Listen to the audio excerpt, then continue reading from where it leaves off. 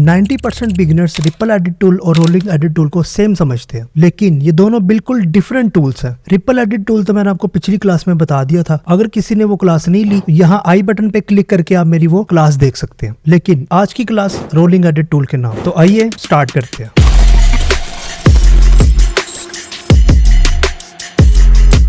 तो स्क्रीन पे आने के बाद आप देख सकते हैं यहाँ पर मैंने दो क्लिप्स इंपोर्ट करके रखे हुए हैं और वो दोनों क्लिप्स की मैंने 3 सिचुएशन यहाँ पर इंपोर्ट करके रखी हुई है। ये मैंने 3 सिचुएशन इस तरीके से यहाँ पे रखी है ताकि आपको इजीली समझ आ जाए कि रोलिंग एडिट टूल एक्चुअली कहते किसको है। अच्छा, रोलिंग एडिट टूल आप देख सकते हैं यहाँ पे टूल बार में आप देखेंगे यहाँ पे 3rd नंबर पर यहाँ पे एक टूल बना आ रहा है। ठीक है, आपने इस टूल के यहाँ पे छोटा सा कॉर्नर है, यहाँ पे आपने प्रेस करके रखना है। मैंने प्रेस करके रखा है। यहाँ पर आपको 2nd नंबर पे नजर आ रहा है रोलिंग एडिट टूल, जिसका शॉर्ट की है N। आप N प्रेस कर लें या यहाँ से जाके आप इस टूल को सिलेक्ट कर लें तो आपका ये टूल एक्टिवेट हो जाएगा। अब सबसे पहले हम सिचुएशन नंबर 1 पर आते हैं। यहाँ पर मैं देखता हूँ मैंने यहाँ पे 2 क्लिप इंपोर्ट करके रखे हुए हैं, एक ब्लू जिसको हम कह देते हैं क्लिप A और एक रेड जिसको हम कह देते हैं क्लिप B। सबसे पहले अगर मैं यहाँ पे रोलिंग एडिट टूल अप्लाई करता हूँ तो ये काम नहीं कर रहा। ये देखें, मैं यहाँ से पकड़ के इसको लेफ्ट साइड पे ड्रैग कर रहा हूँ तो ये देखें बिल्कुल काम नहीं कर रहा। वो इसलिए काम नहीं कर रहा क्योंकि ये जो सा क्लिप है, मैंने आपको पिछली क्लास के अंदर बताया था कि क्लिप के जो कॉर्नर पे आपको एक व्हाइट कलर का डॉट सा नजर आ रहा होगा। ये देखें, आपको छोटा सा यहाँ पे व्हाइट कलर का डॉट नजर आ रहा है। इस डॉट का क्या मतलब है? इस क्लिप के अंदर आगे डाटा ही नहीं है। अगर मैं इस क्लिप को आगे ड्रैग करता हूँ तो इसके अंदर डाटा नहीं है। ठीक है, इस तरह ये रेड वाले क्लिप के पीछे डाटा नहीं है। मतलब ये रोलिंग एडिट टूल वहां पे काम करेगा जहां पे हमने क्लिप्स को ट्रिम किया होगा। मिसाल के तौर पर मैं यहाँ पे इस क्लिप को आधा यहाँ तक ट्रिम कर देता हूँ और इस क्लिप को मैं यहाँ से ट्रिम कर देता हूँ। अब देखना, वो यहाँ से व्हाइट कलर का डॉट गायब हो गया, यहाँ से भी व्हाइट कलर का डॉट गायब हो गया। अब मैं इन दोनों क्लिप्स को जोड़ता हूँ। जोड़ने के बाद अब मेरा ये टूल यहाँ पे काम करेगा। अब मैं यहाँ से इसको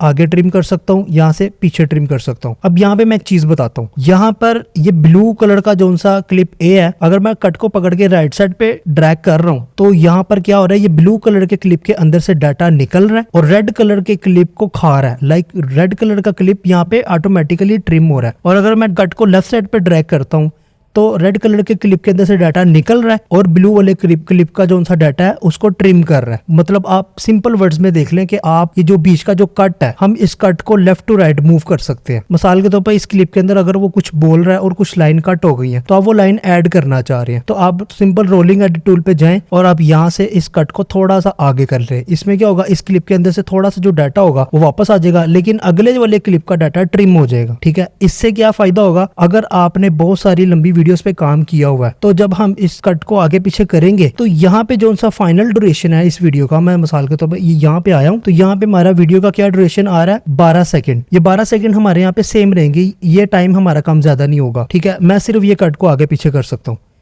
ठीक है, अब सिचुएशन नंबर 2 में आके आपको मैं सिंपल बताता हूँ। मिसाल के तौर पर ये क्लिप मैंने यहाँ से मैं ट्रिम कर रहा हूँ ब्लू वाली साइड पे, इस कट को लेफ्ट साइड पे ब्लू ट्रिम कर रहा हूँ। रेड वाली क्लिप का डाटा निकल रहा है और ब्लू वाले क्लिप का डाटा कट हो रहा है। ठीक है, ये देखें। ठीक है, अब इससे आगे नहीं जा रहा। अब देखो, मैं इससे आगे इसको खींचने की कोशिश कर रहा हूँ, नहीं जा रहा। वो इसलिए क्योंकि रेड वाले क्लिप का जो सा डाटा है यहाँ पे खत्म हो गया, व्हाइट कलर का यहाँ पे डॉट आ गया। इसका मतलब ये डाटा हम आगे नहीं लेके जा सकते। ठीक है, और इसी तरह मैं अगर ये कट को राइट साइड पे ड्रैग करता हूँ तो अब क्या कर रहा है? रेड वाला क्लिप जो सा है उसका डाटा ये ट्रिम कर रहा है और ब्लू वाले क्लिप का डाटा ये अंदर से निकाल रहा है। ठीक है, और ये तब तक निकालता रहेगा जब तक वो क्लिप का वो कॉर्नर ना आ जाए। अब ये ब्लू वाले क्लिप का कॉर्नर आ गया, अब देखें यहाँ पे कॉर्नर आ गया, इससे आगे राइट साइड पे नहीं जाएगा। असल में ये क्या हो रहा है? ये जो कट है ये इसके अंदर ही मूव करेगा, जो डाटा इन दोनों क्लिप्स के अंदर कॉमन है। अब मैं सिचुएशन नंबर 3 पे आपको बताता हूँ। अब एक्चुअली ये कर क्या रहा है? अगर मैं इसको यहाँ से इस तरह कट करूँ, ये देखें इस क्लिप को मैंने यहाँ से कट किया तो कट करने के बाद मैंने इस तरह जोड़ दिया। ठीक है, या फिर मैंने ये ब्लू वाले क्लिप को यहाँ से लेफ्ट साइड पे कट किया या इस तरह जोड़ दिया। अब हमारी डबल मेहनत हो रही है। हमें सबसे पहले क्लिप को ऊपर लेके जाना पड़ रहा है, फिर उसके बाद हम ब्लू क्लिप को इस तरह कट करते हैं, सॉरी उसका डाटा निकालते हैं, फिर रेड वाले क्लिप को हम कट करते हैं, फिर हम इसको वापस जोड़ते हैं। तो इसके ऊपर हमारा काफी टाइम वेस्ट हो रहा है। सिंपल रोलिंग एडिट टूल क्या करता है? वो इधर ही इसी एक लेयर के अंदर हमारे जो सा पॉइंट है उसको लेफ्ट साइड पे हम ड्रैग कर सकते हैं।